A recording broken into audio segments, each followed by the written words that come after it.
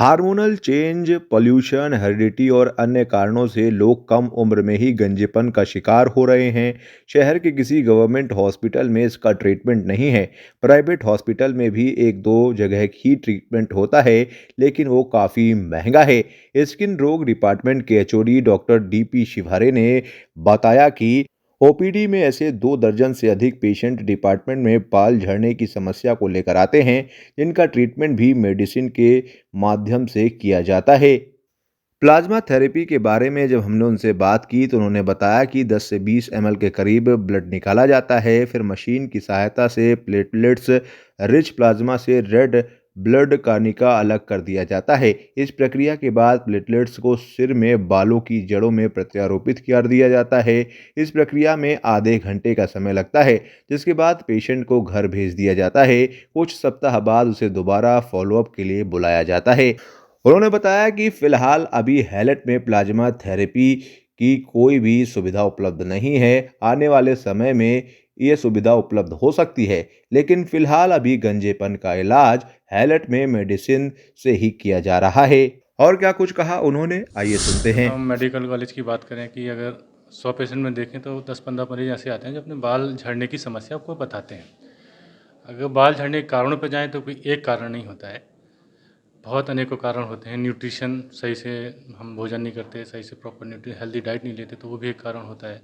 Stress factor बहुत बढ़ गया है, तो कभी कभी उससे ही बाल झड़ने लगते हैं। पहले और भी ढेर सारी बीमारियां हैं, अगर वो सर में होती हैं तो उससे बाल झड़ने, तो उसके लिए देखना पड़ता है कि कौन सी बीमारी है। दूसरा, अगर पास्ट में हमको 5-6 महीने पहले कोई बहुत लंबा फीवर आया हो या कुछ ऐसी लंबी दवाएं चली हों, तो कभी कभी 2-3 महीने बाद उससे ही बाल झड़ने के कारण होते हैं। डैंड्रफ एक बहुत बड़ी समस्या होती है, तो उससे ही बाल झड़ते हैं। अच्छा, हमने देखा होगा कि मेल में जो हमारे किनारे से बाल झड़ जाते हैं, थोड़ा बीच से बाल झड़ जाते हैं, वो एक जेनेटिक कारण होता है। हार्मोन से रिलेटेड होता है, तो उससे ही बाल झड़ते हैं। तो बाल झड़नों के अनेकों कारण होते हैं, पहले देख के पता लगाते हैं किस बाल के क्या कारण हो सकता है, उस हिसाब से इलाज दिया जाता है। क्या उपचार होता है सर? प्राथमिकता क्या रहेगी? प्राथमिकता उपचार के लिए सबसे पहले हम देखते हैं बीमारी क्या है, फिर उसके एक रूटीन इन्वेस्टिगेशन कराते हैं कि हीमोग्लोबिन वगैरह ठीक है कि नहीं, और भी चीज़ें ठीक है कि नहीं। उसके बाद जो बीमारी है उस हिसाब से ट्रीटमेंट दिया जाता है। कुछ बालों के लिए सपोर्टिव न्यूट्रिशन होते हैं, वो भी हम देते हैं, तो धीरे धीरे बालों की समस्या में समाधान मिलता है। कोई घरेलू उपचार है कि पहले से लोग करें तो इस तरीके की समस्या उत्पन्न ना हो? घरेलू ऐसा कोई डायरेक्ट उपचार नहीं होता, वो बालों की केयर अच्छे से करें। हफ्ते में 2-3 बार शैम्पू करें, ऑयलिंग करें हफ्ते में 2-3 बार, ठीक है। और डाइट अच्छी लें, प्रॉपर नींद लें, स्ट्रेस फ्री रहें, तो बालों की समस्या को रोका जा सकता है। तो बात करी जाए प्लाज्मा थेरेपी की, तो ये क्या होती है? जो कि काफ़ी महंगी होती है, तो ये क्या है और कैसे इसका उपचार है?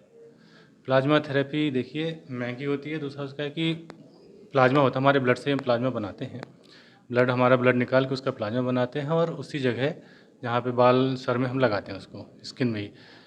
तो ये भी एक सपोर्टिव थेरेपी है, इसका भी रोल अच्छा है। साइड इफ़ेक्ट देखी जाए तो कोई ऐसा नहीं है कि हमारा ही ब्लड अपना निकाल के अपनी बॉडी में देते हैं तो कोई साइड इफ़ेक्ट ऐसे होते नहीं। मंथली या 2 मंथली हम अगर इसको कराएं तो इससे भी थोड़े बेनिफिट मिलते हैं। क्या मेडिकल कॉलेज में ऐसी सुविधा उपलब्ध है या आने वाले समय में?